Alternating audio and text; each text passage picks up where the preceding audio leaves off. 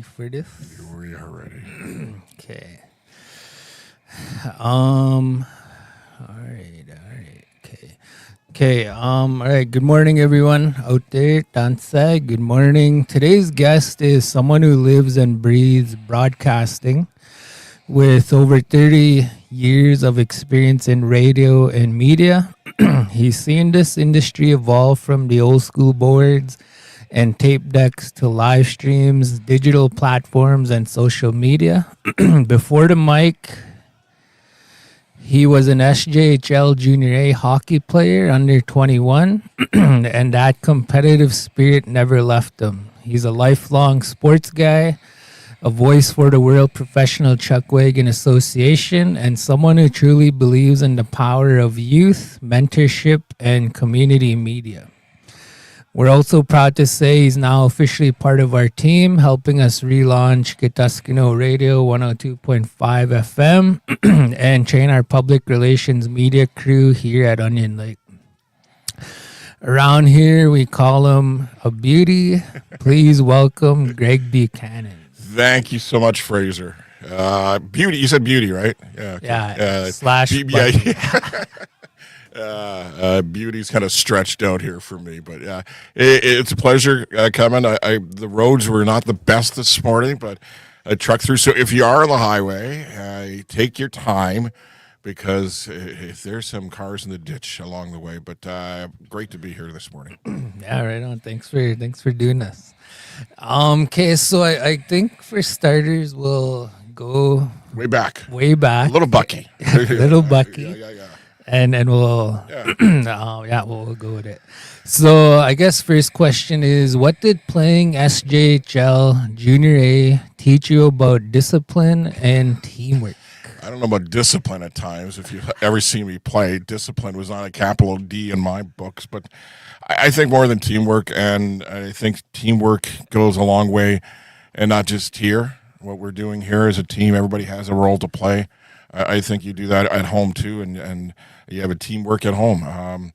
I think I knew what my role was, and it was limited at times. And when I was younger, I could score goals. But the only thing is, when they came into the kitchen to recruit me when I was about 14 or 15, and I put up some pretty good numbers, 50, 60 goals, and so they met me. I met my mom. My mom's under 4 foot or under 5 foot, so she's about 4'10". My dad's about 5'5", and depending on what 7-Eleven I'm leaving, I'm about 5'6", 5'7". So I never really grew. So as soon as they shake your hands as a scout, they go, well, yeah, you're not going to grow, are you? Nope. The good thing for me is when I was about 12, my dad said, if you're going to play hockey and you have a big mouth like you are right now, we better get you into boxing. So at the age of 12, I took up boxing. My sister did Romanian dancing, and there's no way I was doing Romanian dancing. So I went into boxing, and I can also tell you my sister played the organ, so she went to organ classes. They tried to get me into musical arts, and I played the accordion. Yes, the accordion at a very young age. And if pictures ever come out with me in a Romanian dancing outfit wearing or playing the accordion, my sister will never hear from me again. So so I took up boxing, and that helped me later in junior hockey, trust me. But yeah, and the great thing for hockey, and it's just like broadcasting too. Yeah, there's guys that I haven't seen since the teenage years, and then all of a sudden you pick up the phone and you touch base with them, and it's like we were just riding the bus back when we were 17, 18 all over again. And that's a great thing. And I think more than anything, it taught me a lot of things. And I through that, it taught me later in life, as a broadcaster, later in life, that I ran a few pretty good junior B teams and very good senior teams that won a couple of Allen Cups. So I think that taught me a lot. Right on. So next question, what position did you play, and what kind of player were you? I was, depending what kind of night it was, I was either a few things. I was either healthy scratch, which my mom thought it was great. You're a healthy scratch. That means you're healthy. But Mom, it means I'm not playing. I'm healthy, and the coach still doesn't want to play me. The other position I would play is called the grocery stick. And if you're a hockey player, you probably know what a grocery stick. If you're not, you're going, what the heck is he talking about? Okay, grocery stick. When you go to the grocery store, you're a co-op, you're wherever, and there's somebody in front of you and you don't want to mix up your groceries, you put a grocery stick down.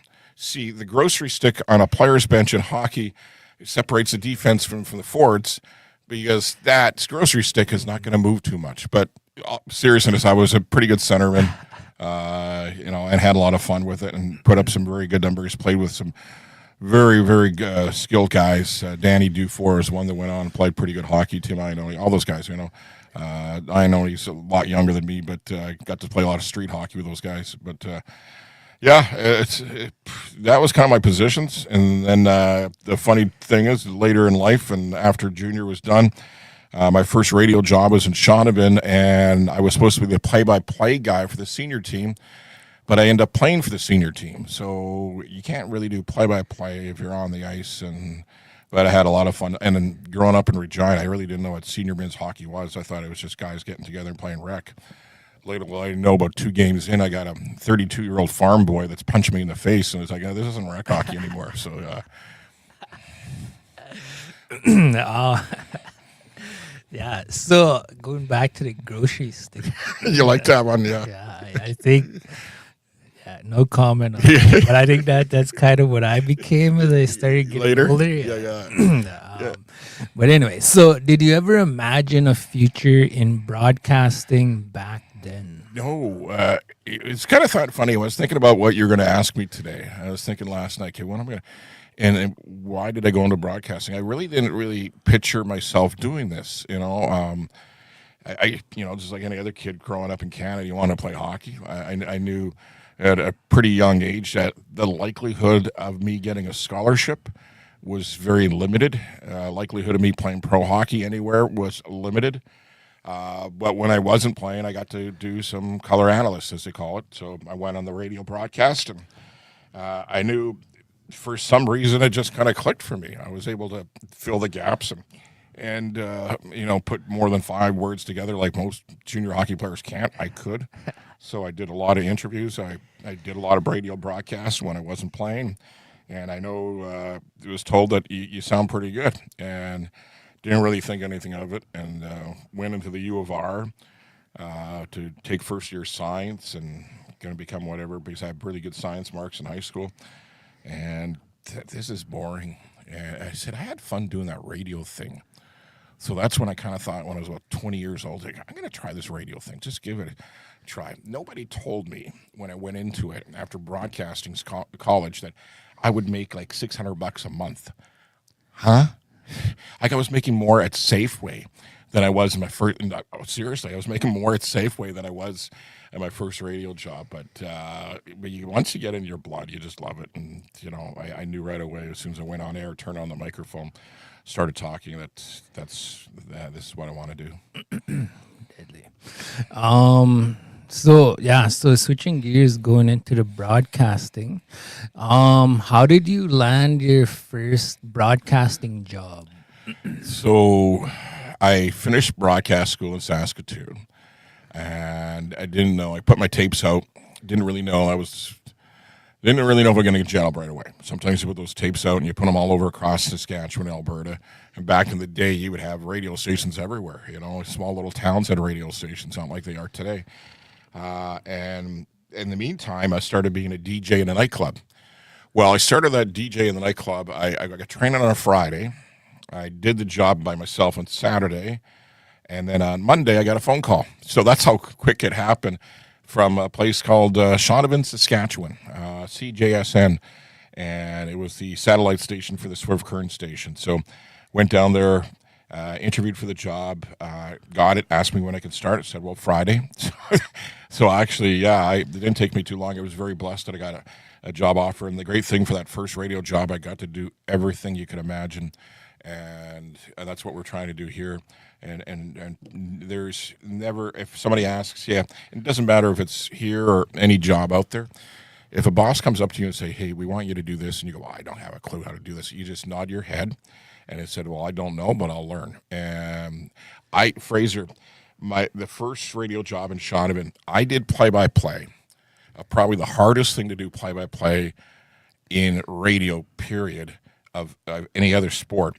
And I did it every Thursday night. And that was my first play-by-play gig was Thursday night curling on radio in Shaunavon. Like, this is a kid that I started in, well, it would have been September, and I did my first curling game in October. I knew curling. Mom and Dad played it. My uncle, who just passed a short time ago, was a big-time curler in Regina. But just imagine, like, it's hard to do on TV. And so you're describing the play, and the great thing for me, so you're upstairs at the Shaunavon Curling Club. I'm doing play-by-play. My color analyst is Jack, and I can't think of his last name, but, well, Jack kind of got into it a few times, you know. So we get up there, and of course, what else is on top of the curling club? Your restaurant and your bar. Well, Jack pretty well ran that bar. Like, he would go behind the bar, help himself. Hey, do you want anything? No, I'm good. So Jack was good for the first 4 or 5 ends. Like, we only do one game a night on Thursday night Super League curling. By about the 6th, 7th end, Jack's nowhere around her. I can't find him. And then when he does come on, he is half in the bag. So I usually by the 9th, 10th end, I'm by myself because Jack is done. And he's having shots with everybody else up there. So, yeah, that's the great thing. And probably I won't want to even listen back to those tapes in the first few years of doing, because I had a squeaky voice. I didn't have the ballsy voice like I. But yeah, that's more than anything. I learned a lot of things and learned by trial by error. You just keep on going and doing it. So yeah. Yeah, my next question was gonna be, what were the biggest challenges early on? Well, pay. So you get paid $700. I got a $50 raise after 3 months. So I made all the way up to $700. $700 a month in Shaunavon.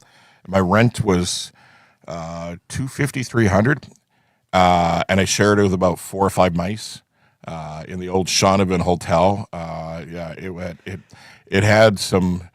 It had some stories behind that place because the stairs would creak at night, and I was the only person in the building, so I don't want to creep people out. But yeah, there's some old ghosts in that building. But it gave me dedication because signing in Shaunavon, we sign on at 6:00, and I better be on time because the station does not go on unless I'm there. So I never missed a shift. Always is there, and then from there. They went into Swift Current and did afternoon radio there. And I did news. I was never really they're going to say, oh, you're going to be a sports guy. No, actually, I kind of went into this. I wanted to be a DJ. I did the morning show. I had the helicopter traffic report in Shaunavon. Okay, Shaunavon has 1 set of lights and 2 stop signs. And I had a traffic report. So you got to have fun with that. So, yeah, and I always brought humor to everything, and I still do. If you can't have fun with it, why are you doing it? And then in Swift Current, I got my big play-by-play chance, and that was to do the Swift Current Indians baseball for a summer because the sports director quit 2 days before the season started. So yeah. So going back to the radio, what was radio like when you first started? Well, you would have your little 45s, although we had carts. We had the carts, right? And you take us your music and you put them on these little carts. They look like almost like an 8-track tape, right? And you put those, and the sound was horrible. It did not sound very good quality, right? But it's AM, and it doesn't really matter. But yeah, back then you had that. Oh, the other thing we had, which I never knew growing up in Regina, was a thing. I never really paid attention to the stations when I was a kid growing up. You just listened to the music. We had Tradio.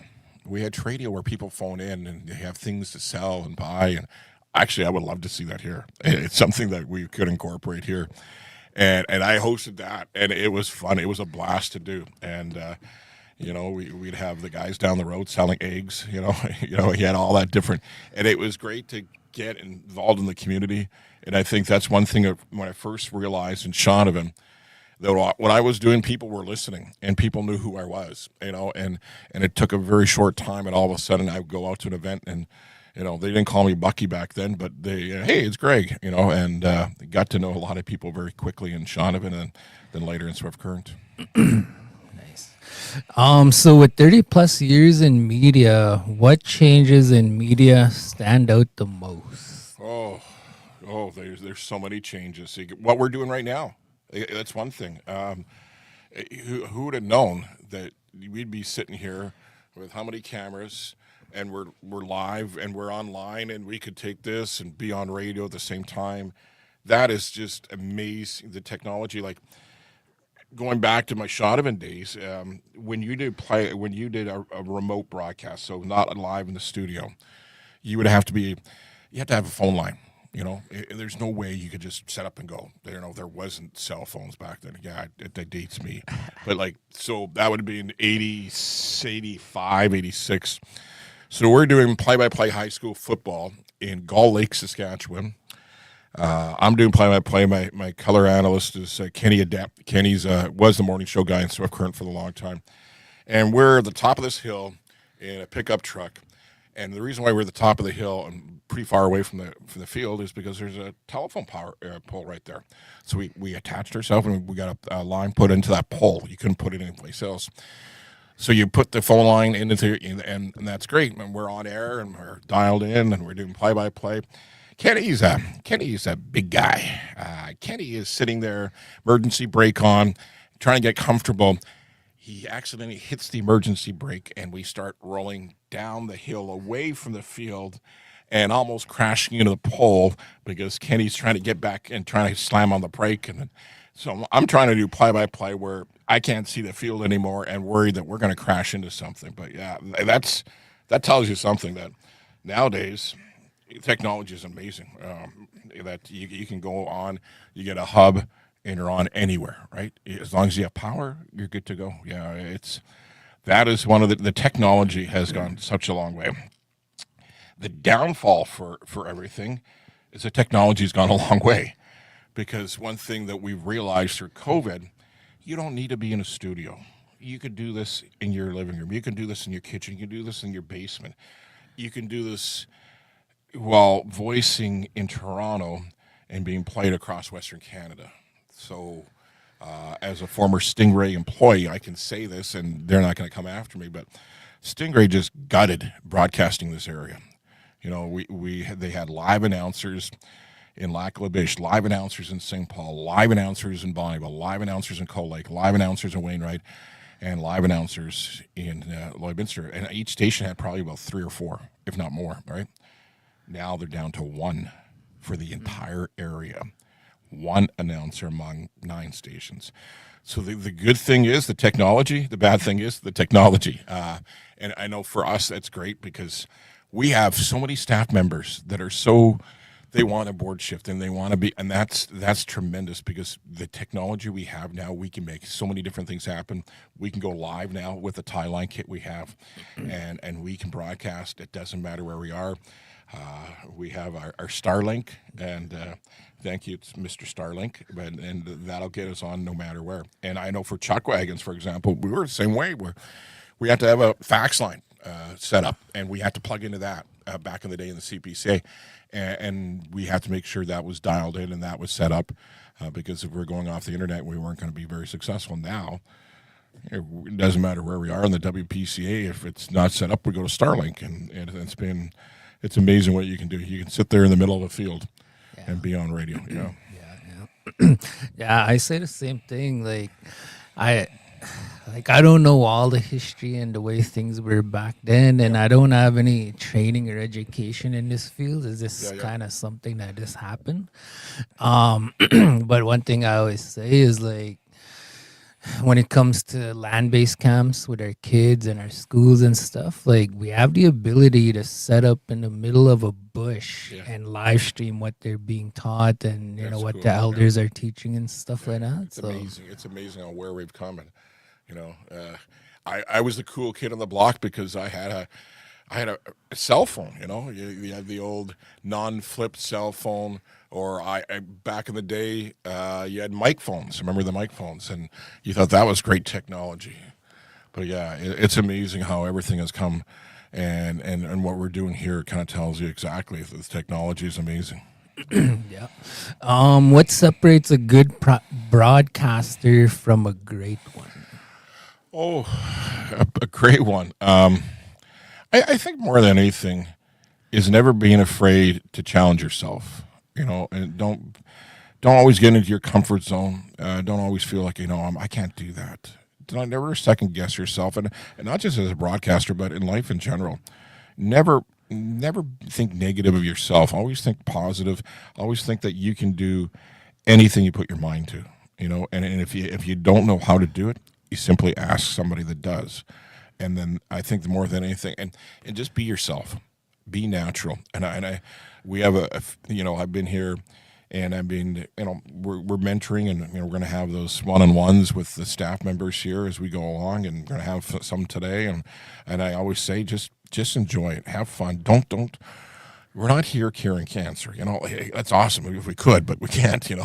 But we're here just to have fun. We're here to entertain. And if you're listening to us or watching us here, and you're sitting there entertained for 15, 20 minutes of your day, that's what we're here for, and I think that's important for us as broadcasters, as part of this team that we're putting together, just to go out and have fun and be that voice of the community, and make this community proud of what they're watching, proud of what they're listening to. And I think that just buy in, that's all.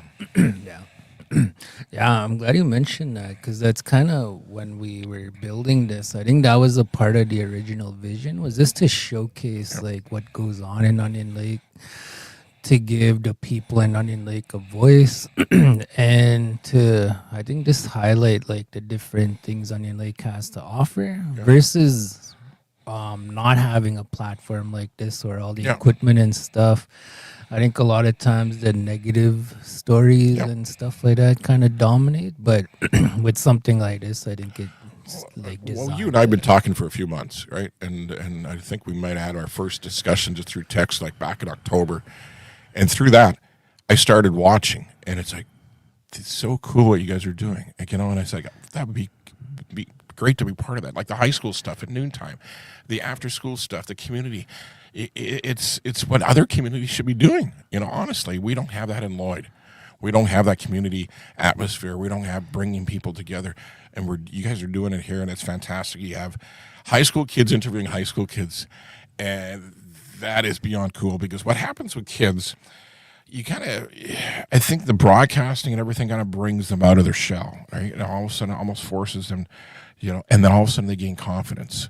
And confidence is a very good thing for a young kid, because all of a sudden that kid that's in grade 10 or 11 going, I don't know if I can really do that. I kind of want to, but all of a sudden you come out of your shell, and it's like, I can do anything I want to do, right? And that's a great thing. And even we took the group up to Edmonton. Was it 2 weekends ago? Yeah. We took them up to Edmonton and did tours of a radio station, couple of radio stations there, and Edmonton Sports Talk. So we went to Wind Speaker Radio too, and just to see their eyes open up to like, oh, this is cool, like that's cool, and then very quiet going up there, and then all of a sudden you can hear them opening up and talking about what they want to do, and that's what we're doing here for. Yes, sir.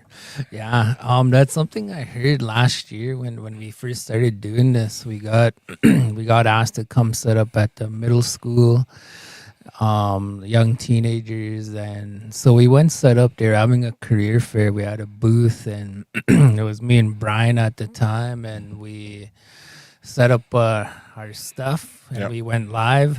We hit record, and so it was rolling, and we had our headsets there, and they were doing, I think, grade by grade or class by class, and the students were coming in, and they'd be checking out all the booths that were there, the vendors. It must have been like 30 plus. And by the end of their 1 hour, they would be lined up at our booth, and they'd be wanting to jump on, and we were just having fun with it. It is our first time too. We don't know what we're doing, so we're kind of just visiting and hanging out.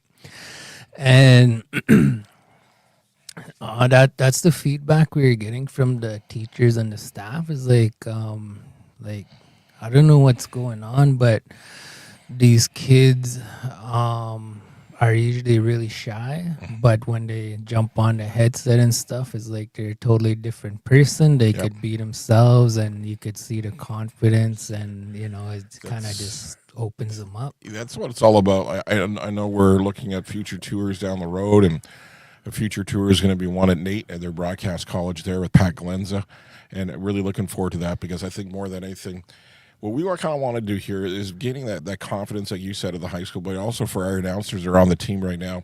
I would love to see them develop, and potentially go on to another broadcast, maybe another radio station, TV station, and that tells you we're doing something right. And more than anything, also, if they're engaged and having fun with what they're doing, and they're actually pulling other people into our team, that's even better. So. Yeah. Yeah, it's been good so far. Like I get a lot of messages with a lot of young people. They want to like jump on the team, you know. Yeah. So I think that's where the training programs come in. We try to open up seats and run formal programs for training. Like so. We're kind of looking at Wednesdays and Thursdays at kind of a workshop kind of day. Where it's not just our team members being part of that workshop. I have a good friend that's going to be coming out here this week, and he has a lot of TV experience from. Right now, he's a current reporter for Rogers TV in Lloydminster. So, going to have guys like that, you know. And my connections through broadcasting, we're going to have a few that are going to jump on a Zoom and talk about their careers. I have a friend out in New York on the fan, so. To tell them experience of their experience, and then a little bit of training on top of that, it's going to be tremendous. Yeah. So there's another question here. I think it's important, especially from your perspective. So I'll get into it. So what mistakes do you see young broadcasters making today? Trying to be like somebody they're not. I think there's a lot of times just be yourself and bring out your personality. I guess go back to a good friend of mine was Darren Dutition. He's since passed with cancer, but Dutchie was a guy that was on TSN, flamboyant guy, like, you know. And so young broadcasters, young guys would see him. I want to be a Dutchie.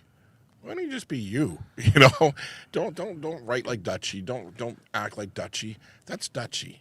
Be yourself. You know, and trust me, I have my own kind of personality that comes, and you know me now. Like it's like before I came on board, I don't think Fraser knew my sense of humor, and I do not take myself too serious, and I have a lot of fun with it, and it's just be yourself, enjoy it, have fun with it, and try not to be somebody you're not. And the other thing is, I think early in my broadcast career, I was a little too serious at times, and I didn't. I was too worried about doing this perfect, doing that perfect. Well, nothing's ever going to be perfect, you know. Even on air, if I screw up, I'll say it right out. Geez, what did I say? Like, really? Oh, geez, I forget. And you do things like that. And I think more live radio I have done, the more my personality comes out. When you're structured, when you're doing a TV cast, for example, almost every little line that you say, except when you're ad-libbing, is on script. Because you have a director upstairs, you have a studio camera guy, you have all these different operations part of it, and they're reading your script word for word. And all of a sudden you change a word or two, and they're not rolling your highlights like they should. And then you get, well, you didn't say that. It's like, oh, crap, you know, sorry. So you have like 4 or 5 guys that are watching every word that you're saying. That's where, you have to be attention to detail. I'm never attention to detail. That's why I love about live radio. And I'll tell you a story. When I was younger in my career, still working in Lloydminster, you know, I applied for a few jobs, and one job I applied for was CBC Saskatchewan Sports. When you apply for a TV job, back in the day, it was so intimidating. So I walk into CBC at their studios in Saskatoon, and you walk into a boardroom. They have my tape. You walk in the boardroom, and there's 5 people sitting there.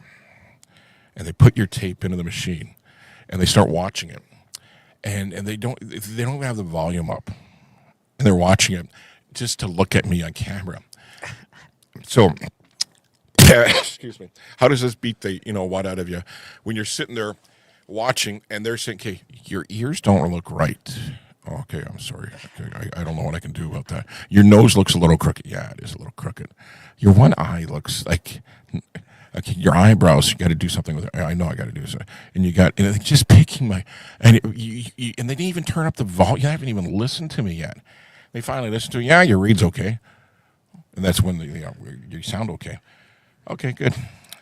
And you leave that building, and you're driving back to Lloyd, and you're going, you're looking in the mirror going, oh, jeez.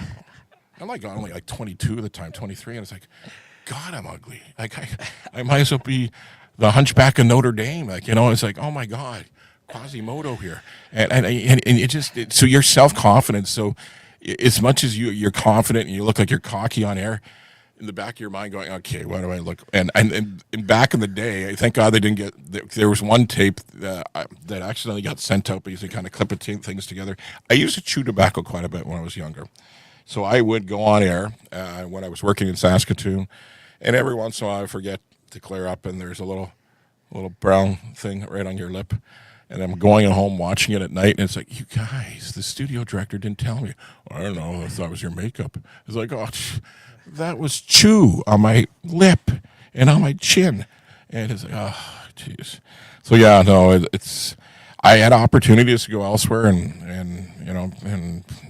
but at the end of the day, I came here in '89. I came into Lloydminster in '89, and not really knowing where, and not really thinking of my future was going to be here long term. The reason why I came here is when I started a family I was working in Saskatoon and working just strictly weekends, and got sick of that, and I said, well, I'm going to pick up the phone and see what's available. First place I called was Lloydminster.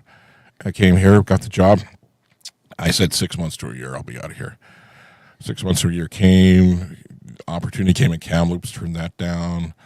And then I started freelancing through all this because I did a lot of freelancing with TSN, ESPN, wherever I could go. I would put my name in for it, and then all of a sudden, after you put your name into a few events, all of a sudden they start calling you on a regular basis. I did the Pan Am Games, Olympics. I went all over the place. As much as people say, "Oh, you're just in Lloydminster," no.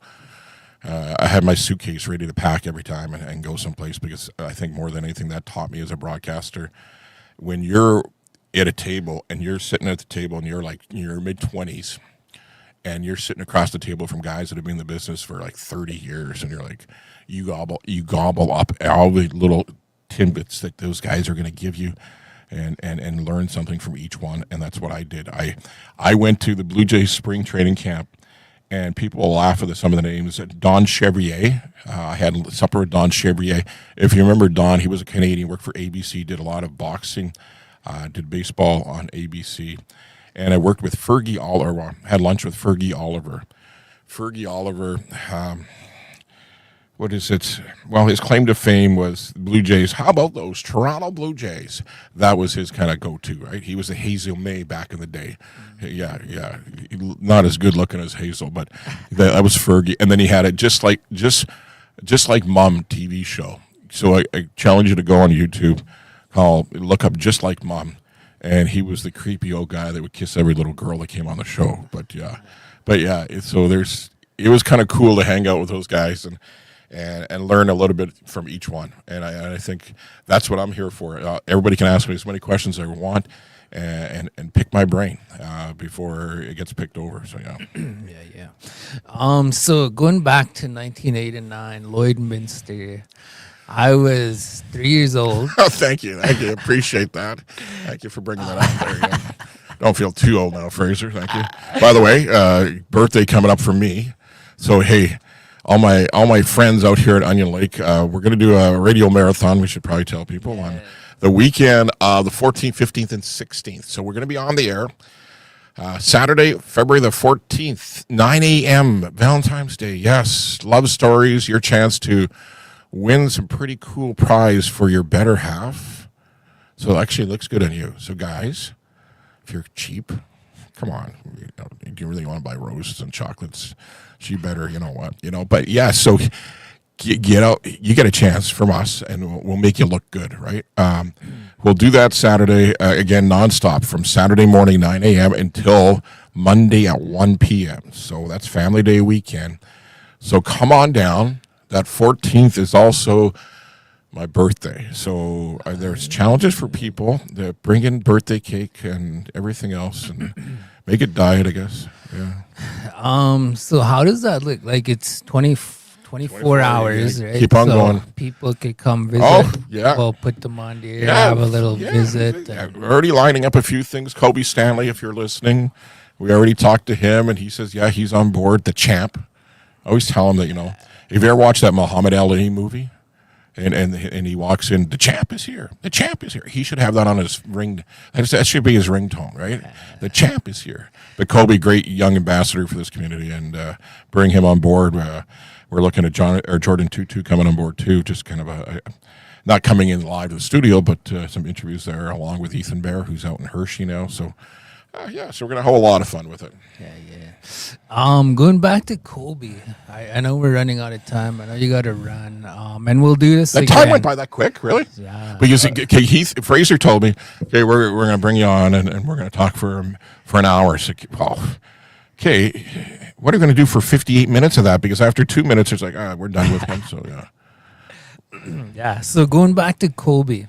Yeah. I don't think a lot of people know the story of what happened last year with his championship run and that whole event and then the whole season.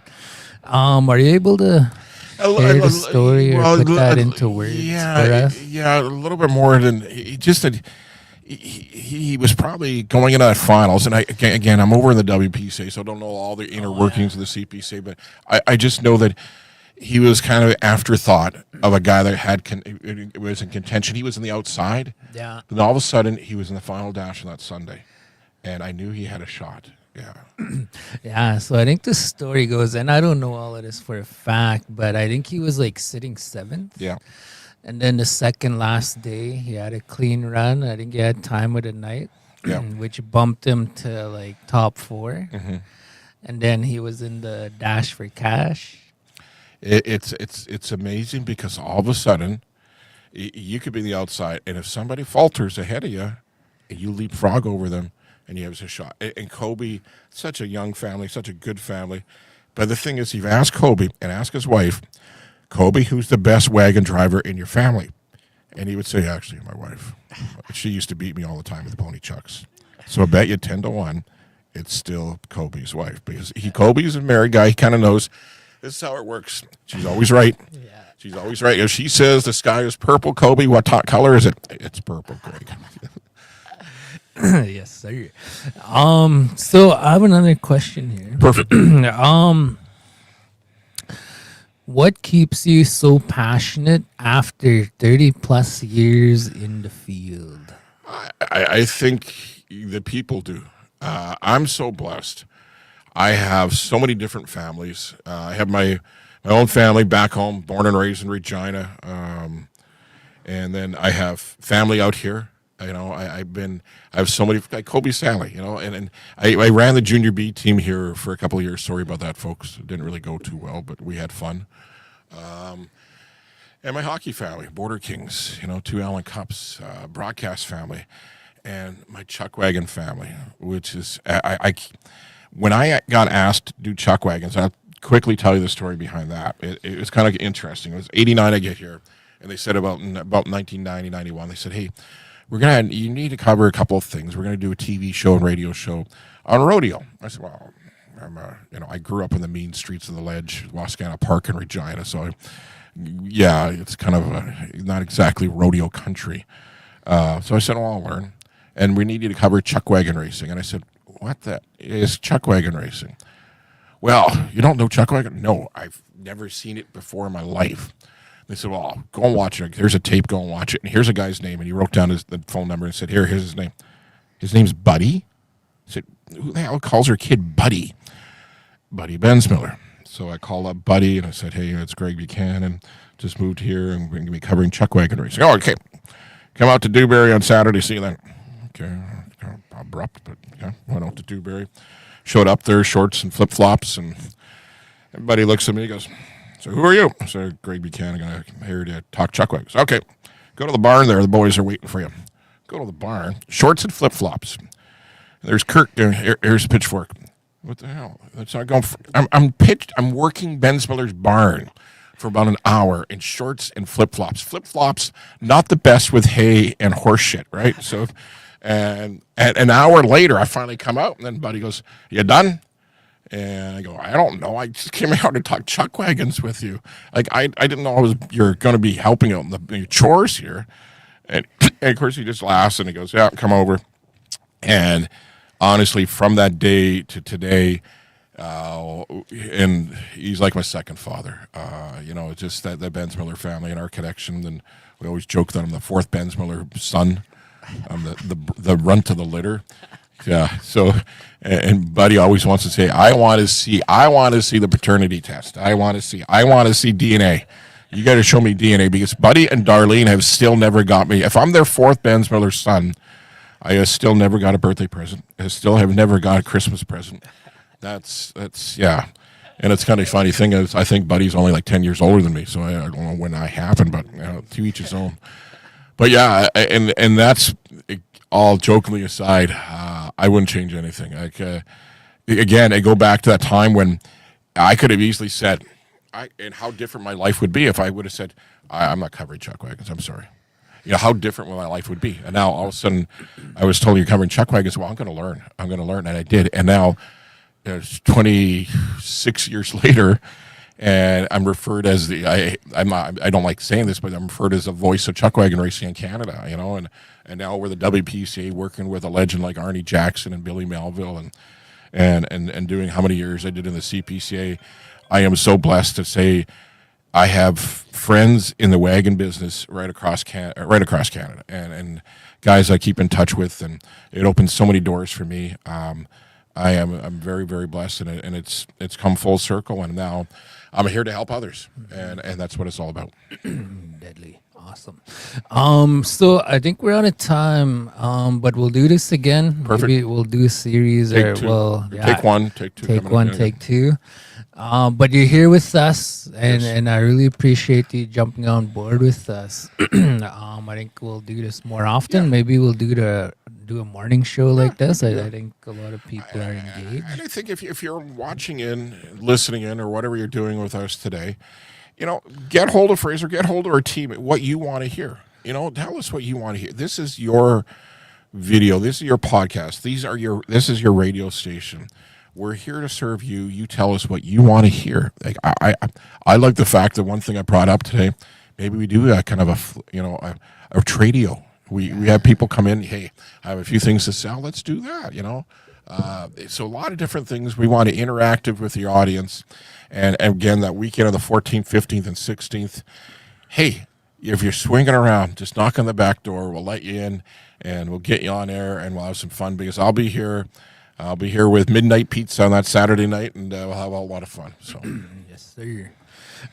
So last couple of questions before we go. I know we're out of time. You got to run. What advice would you give to young people who want to work in media, and what message do you want to leave our listeners with? Oh, young broadcasters, if you have the energy, you have the passion, and you want to be part of it, just ask somebody that's in it right now. And you got Fraser here, you got myself here. Ask us anything at all. There is never a dumb question. There's some dumb answers from me, but there's never a dumb question. And watch and listen to the media that you hear right now, because it's so different than it was when I was a kid. Back in the day, two TV stations basically. And I apologize back in the day if you were watching on those two TV stations and you got me on both wearing some bad ties, bad suits, bad hair, and now no hair and a couple of chins later, and I'm still kicking it. But that's probably my best advice is find something you love, and whether it be broadcasting, if it is, great, and ask a lot of questions. Treat yourself like a reporter right now. Do a little research into it, and don't hesitate to ask anybody. And what I guess for everybody here, if this is exciting, this is what we're doing here, kind of it's not really a relaunch, it's more of a rebranding on the radio, and to incorporate everything, and the support we get from Band Council right now is tremendous, and we're hoping that they're going to be on board for everything else we do, and we're looking forward to it, and it's going to be so much fun.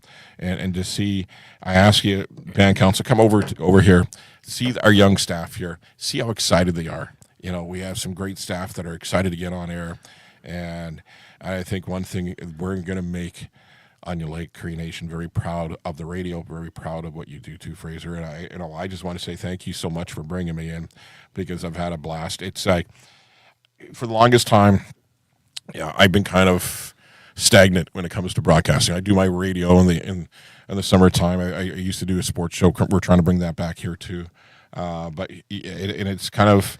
It kind of zaps you a little bit when you see things around you that you don't agree with how the broadcast industry is going, and now you bring me on board, and it's like I'm re-energized now, and you can probably tell I'm not always up but now coming on board and hanging out with the crew here, it re-energizes me for broadcasting, and knowing that there's so many people that are excited about doing it and excited about being part of the team, and that's what it's all about.